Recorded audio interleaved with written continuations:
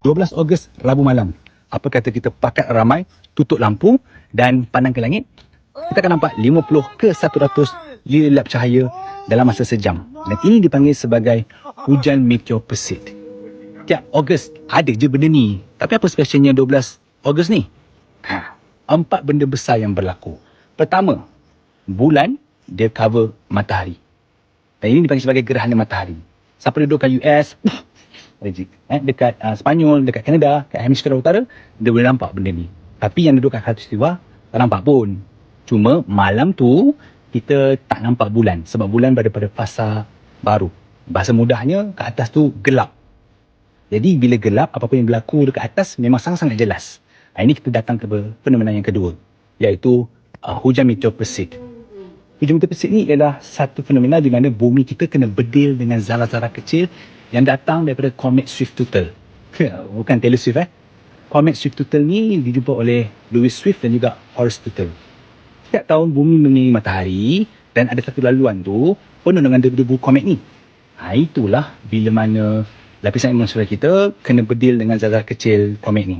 Dapatlah lilap tu. Dan yang ketiga ialah abang-abang long akan jumpa kita.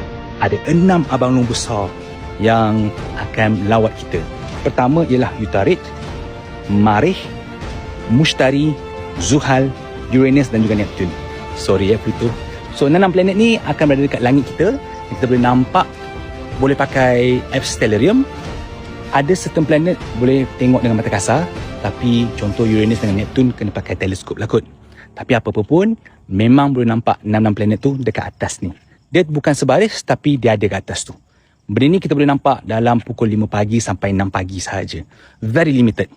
Dan last but not least ialah bila keadaan atas itu gelap dan bila keadaan bawah pun gelap, maka kita boleh nampak galaksi Bima Sakti. Bahasa mudahnya, bintang-bintang dekat keliling kita ni. Korang kira lah, dalam sejam dapat berapa lilap-lilap. Benda ni jatuh kepada 3 faktor.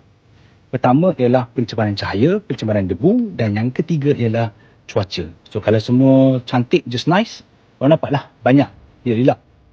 So geng-geng Tom Yum, geng-geng yang duduk kat menara tinggi, tutuplah lampu tu. Right? Jimat ya trik, sekejap je. So, rugilah kalau atas tu dah gelap, bawah ni pastikanlah gelap. Easy peasy, sup sweet.